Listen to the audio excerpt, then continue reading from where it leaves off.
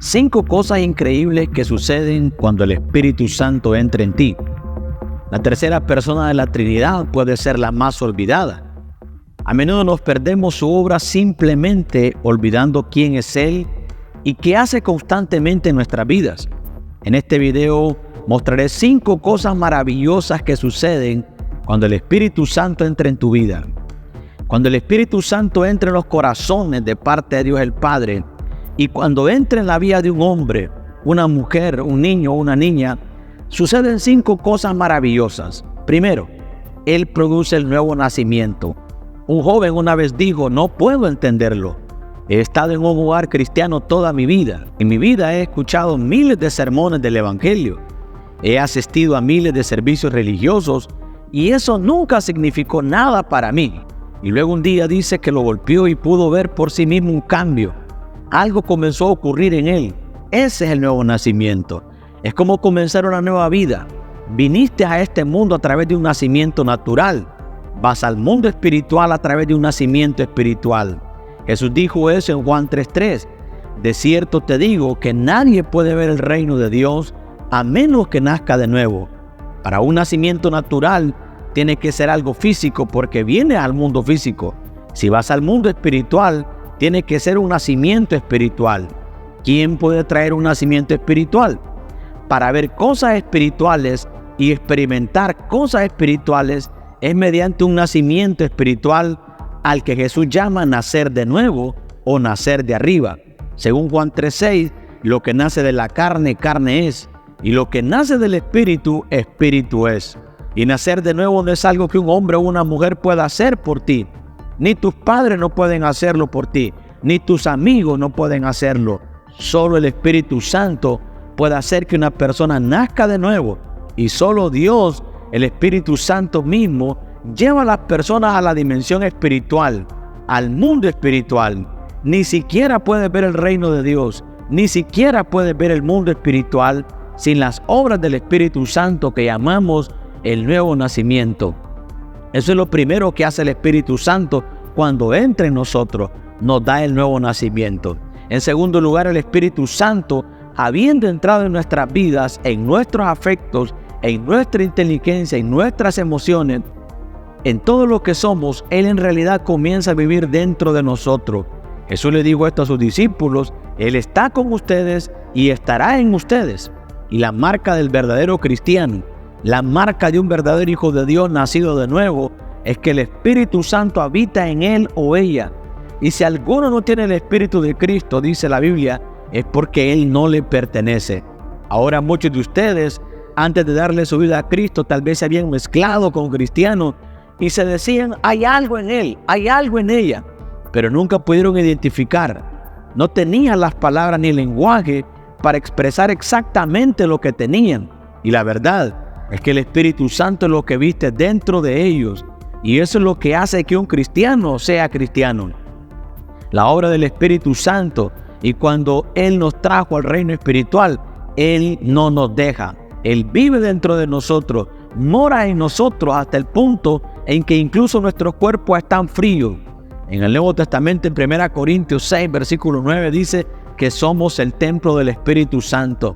En el idioma griego es el santuario del Espíritu Santo, porque como saben, el templo era un edificio grande, pero dentro de un edificio grande había un lugar santo, y dentro del lugar santo había un lugar santísimo, y esa es la palabra que Pablo usa para describir su cuerpo, para que todos y cada uno de nosotros que somos cristianos, nacidos de nuevo, moremos con el Espíritu Santo.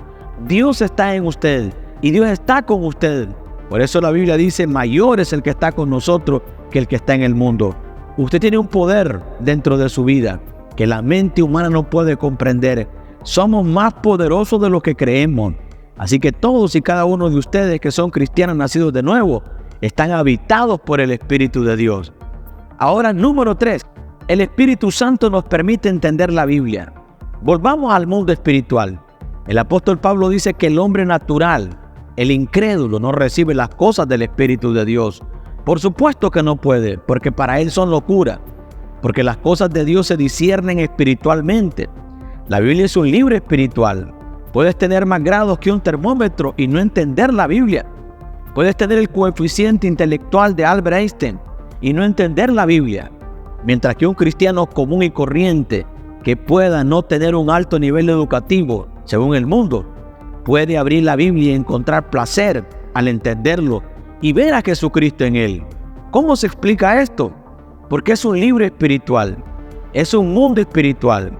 Y si vas a entender un libro espiritual y este manual del mundo espiritual, tienes que tener los sentidos espirituales activos. Y la única persona que nos da sentidos espirituales es el Espíritu Santo mismo. Es por eso que no puedes ni debes y no debes atreverte a separar la Biblia de la oración. Número 4. El Espíritu Santo les da a los hijos de Dios experiencias espirituales a menudo. Cuando un cristiano está leyendo la Biblia o pensando en la Biblia, se llena de una sensación de asombro y todo simplemente se detiene y se sienta o sale a caminar solo para admirar a Dios. Esto es lo que Pablo quiere decir cuando dice en Filipenses 3, versículo 3, porque nosotros somos la circuncisión, los que en espíritu servimos a Dios y nos gloriamos en Cristo Jesús, no teniendo confianza en la carne. Dios es espíritu, y esto es lo que Jesús quiere decir cuando dice que Dios es espíritu y quienes lo adoran deben adorarlo en espíritu y en verdad. Y a veces cuando las personas piensan en la cruz, sienten que su corazón está siendo invadido por agua viva, tanto que comienza a desbordar del amor de Dios. El amor de Dios ha sido derramado en nuestros corazones, escribe Pablo a los Romanos, por el Espíritu Santo que nos ha sido dado. Y a veces nos llenamos del gozo, sí, porque el reino de Dios no es comida ni bebida, sino justicia, paz y gozo en el Espíritu Santo. Y a veces un cristiano puede pasar por experiencias difíciles en la vida, experiencias que normalmente romperían la persona promedio, experiencias que harían que alguien quisiera retirarse de su caparazón. Pero encuentras que un cristiano, encuentras que un hijo de Dios todavía tendrá el gozo del Señor en esas situaciones, porque está lleno de esperanza del Espíritu Santo. Y como nos dice la Biblia en Romanos 15, versículo 13, y en Gálatas 5, versículo 5, esa esperanza viene ¿de dónde? ¿De quién? De Él, del Espíritu Santo. Y número 5, el Espíritu Santo nos ayuda a orar. La oración no tiene nada que ver con tus palabras, con tu vocabulario. La oración es una actuación, es una cuestión del corazón. Toda oración real está en el Santo Espíritu.